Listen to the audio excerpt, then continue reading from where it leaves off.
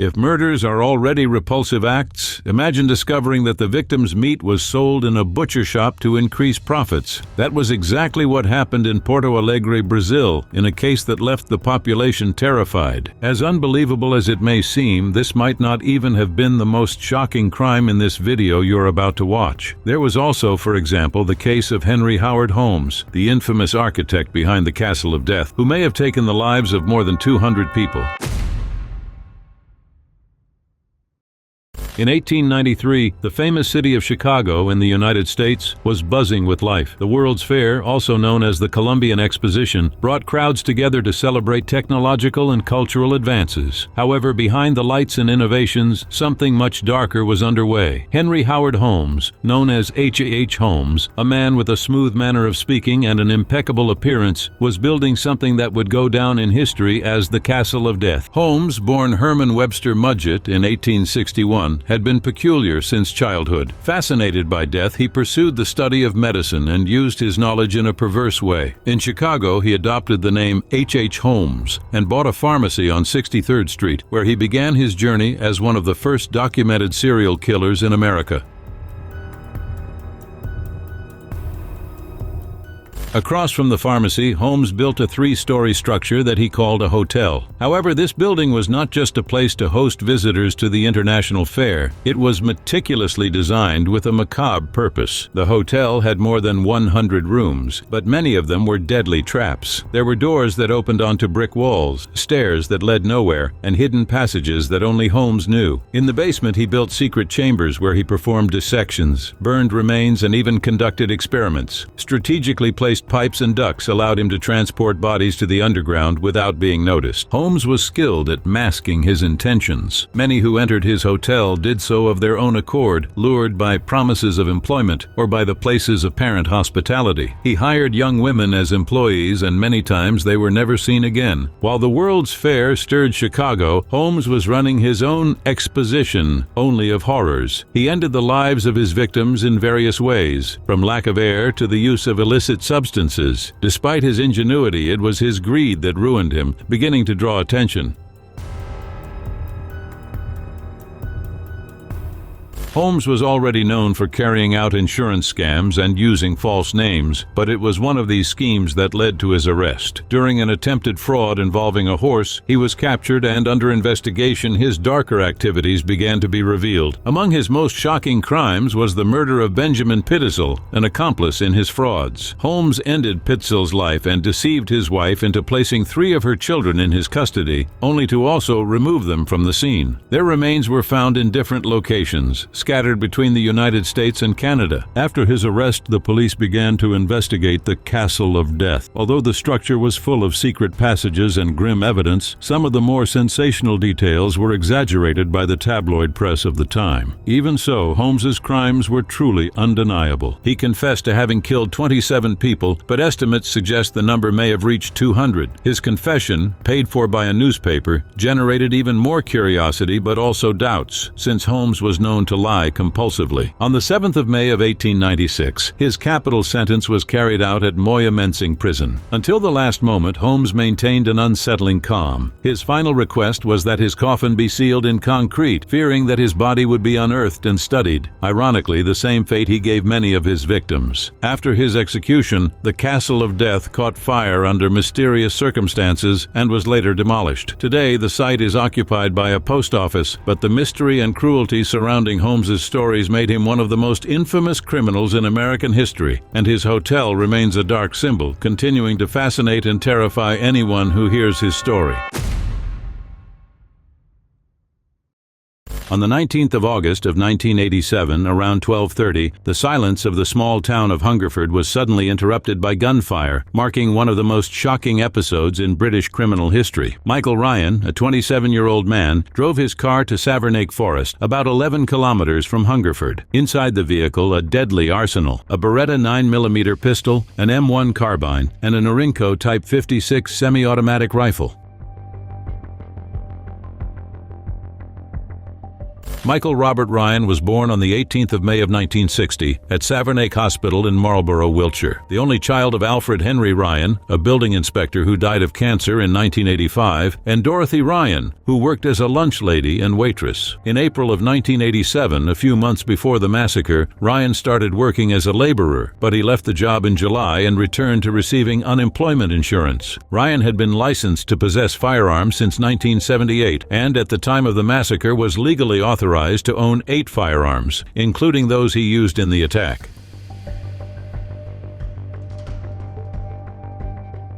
In Savernake Forest, Ryan encountered Susan Godfrey, 35 years old, who was having a picnic with her 2 small children. Ryan approached the family and, at gunpoint, took Susan into the interior of the woods, where he attacked her with 13 shots. What was left of Susan was found about 10 meters from a tarp that Ryan had placed on the ground, raising suspicions that he intended to assault her in other worse ways, although no concrete evidence was found. Her children were found by a woman passing by, reporting that she had seen a man in black commit horrible crimes against their mother. After the attack in the forest, Ryan drove to a gas station in Froxfield. Around 12:35, he shot at the store clerk using the M1 carbine. He entered the shop and tried to shoot her at point-blank range, but the weapon apparently misfired. The clerk called the police, beginning a manhunt that at that moment still did not connect the 2 incidents. Ryan returned to the house he shared with his mother Dorothy on South View in Hungerford shortly after 12:45. Neighbors described him as disturbed. Soon after entering the house, shots were heard. Ryan had shot the family's 2 dogs. He left the residence wearing a bulletproof vest and carrying ammunition and other equipment. Realizing that his car would not start, he set the house on fire using the gasoline he had purchased at the station. The fire destroyed his house and 3 other neighboring properties. Terror spread through Southview. Ryan shot 2 neighbors, Roland and Sheila Mason, who did not survive their injuries. Lisa Mildenhall, a 14-year-old girl who was passing by, was also shot but survived. A 77-year-old neighbor, Dorothy Smith, scolded him for his atrocities but was not attacked. Ryan also wounded another person, Marjorie Jackson, before continuing his massacre. He followed a path toward the town common. There he took the life of Kenneth Clements, 51 years old, who was walking with his family. Around 12:50, the police finally connected the incidents and focused their search on Southview. Ryan returned to the street and fired at the police officer Roger Brereton, who was in his patrol car. The officer lost control of the vehicle and crashed into a pole. Ryan approached the patrol car and attacked him again, ending his life in a frightening way. The sequence of horrors continued. Ryan shot at a car carrying Linda Chapman and her daughter Allison, injuring both. He also fired at Linda Bright and Hazel Haslett in an approaching ambulance, but the paramedics escaped unharmed. The police, realizing the gravity of the situation, requested reinforcements from the Tactical Firearms Unit, which was training about 60 kilometers away. Meanwhile, the trail of destruction continued, with Ryan shooting at people and vehicles he encountered along the way. George White, who was returning from Newbury with Ivor Jackson, also succumbed. Abdul Khan, an 84-year-old man, lost his life abruptly while tending his garden. More people were injured and killed, including Ryan's own mother, who was shopping during this period. He also shot at Andrew Cadle, who was riding a bicycle but missed the target. On Bullpit Passage, he took the life of the taxi driver Marcus Barnard. On Priory Avenue, he injured John Storms, who was in his van, and ended Eric Vardy. Sandra Hill, Douglas Wainwright, and Ian Plale also did not survive their injuries, as well as Jack Gibbs and his wife Myrtle, who died 2 days after the attack in the hospital.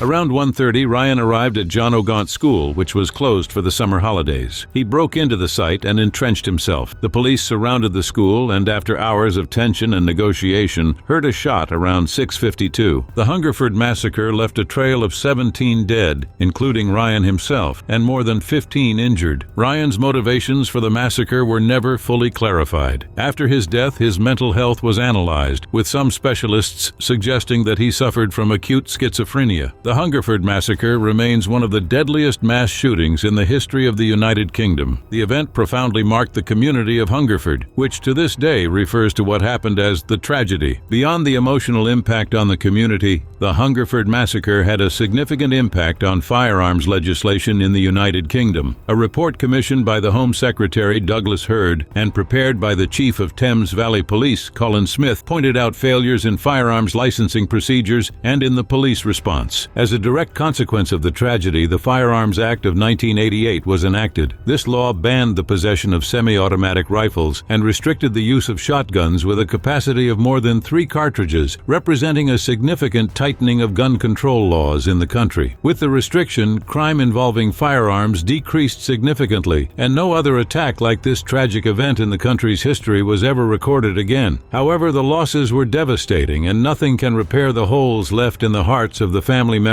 and friends who survived the tragedy. It was December of 1937. The world was living through tense times, but nothing could prepare the city of Nanjing, then the capital of China, for the nightmare that approached. After months of intense conflict in the Second Sino-Japanese War, the Japanese army advanced relentlessly, conquering city after city. When they finally reached the gates of Nanjing, history would take a dark and unforgettable turn. The city, already weakened after the fall of Shanghai in November, faced an impossible dilemma. The Chinese government had evacuated, leaving the defense in the hands of General Tang Shengji and his 100,000 exhausted soldiers. The walls surrounding Nanjing seemed to promise resistance, but the Japanese army was determined to conquer the city at any cost. And when they finally entered, the horror began. On the 13th of December of 1937, troops of the Imperial Japanese Army, led by General Asaka Yasuhiko, took Nanjing. What happened in the days and weeks that followed is something that even the darkest accounts cannot fully capture. It was 6 weeks of pure devastation. The Japanese soldiers began an indiscriminate massacre. It did not matter the age, gender, or condition of the people they encountered. Civilians were gunned down, surrendered soldiers were executed, and entire families were destroyed. The streets of Nanjing were flooded with what remained of the victims. Records speak of unimaginable suffering and cruelty, people being buried alive, set on fire, or used as targets for shooting competitions. There were even reports of Japanese officers competing to see who could eliminate more prisoners with a sword, a game recorded as one of the cruelest chapters of this tragedy. One of the most distressing aspects of the massacre was what happened to the women of Nanjing. It is estimated that between 20,000 and 80,000 women and girls were captured and subjected to punishments that defy any understanding. After so much suffering, many were still discarded without mercy. Each one of the victims of this massacre had a story, a family, and a dream. However, their cries were drowned out by brutality. Official documents and survivor testimonies paint a devastating picture. A teenage girl forced to watch the loss of her mother while she herself was taken to the same fate. A baby torn from its mother's arms and discarded. There were no limits to the cruelty.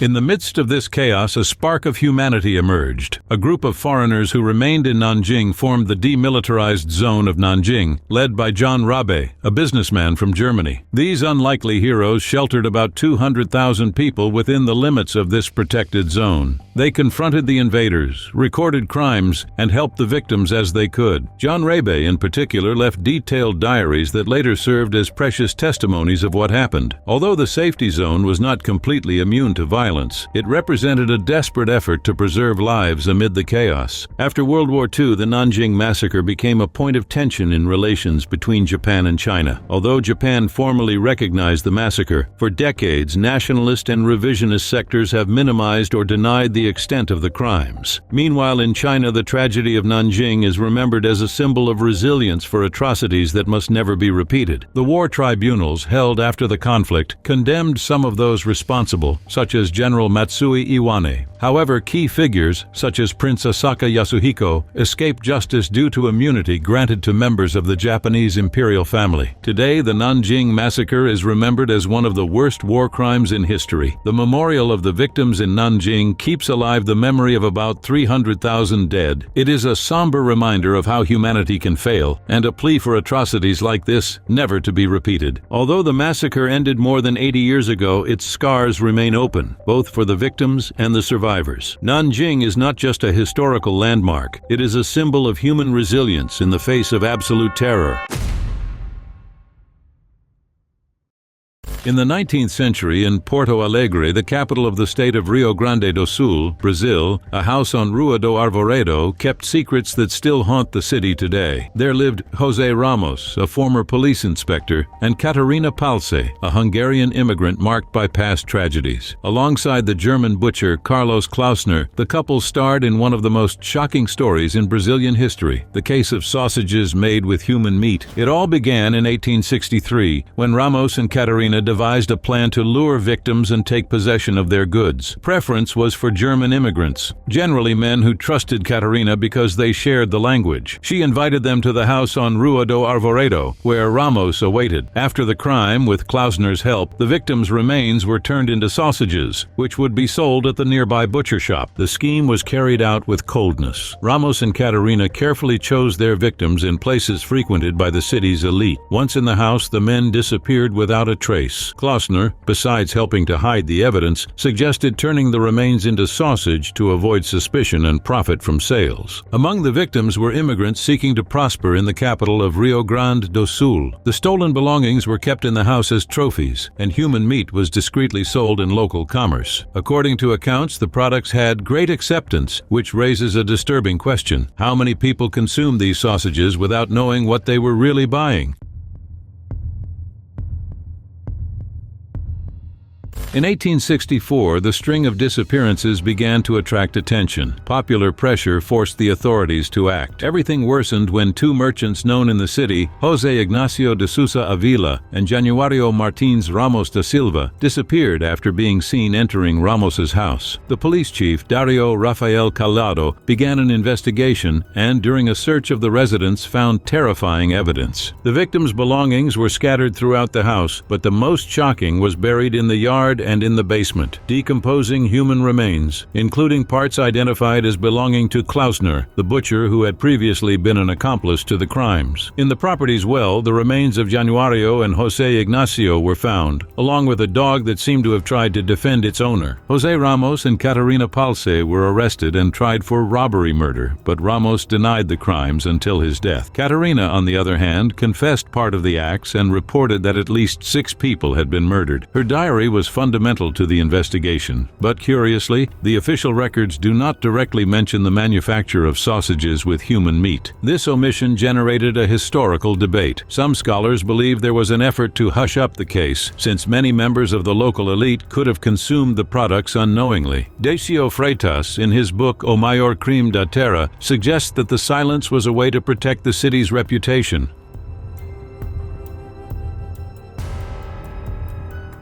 José Ramos was sentenced to life in prison, while Catarina served 13 years of detention before being released. Although the butcher shop was closed and the house on Rua do Arvoredo demolished, the story persists as one of the most disturbing in Brazil. Today, the case inspires books, films, and even themed cafes. The Café Mal Assombrado in Porto Alegre attracts the curious with delicacies that reference the episode, such as the Cuca do Klaus. For many, this approach is a way of dealing with the discomfort of knowing that something so dark happened there. The case of Rua do Arvoredo is more than a horrendous crime. It is a reminder of society's fragility in the face of evil, of how easily secrets can be buried, and of the thin line between truth and legend. To this day, there is no record of how many people consumed unknowingly the most macabre products ever sold in Porto Alegre. That is a doubt that will probably never have an answer, but that will continue to haunt collective memory. Do not forget to subscribe to watch more videos like this.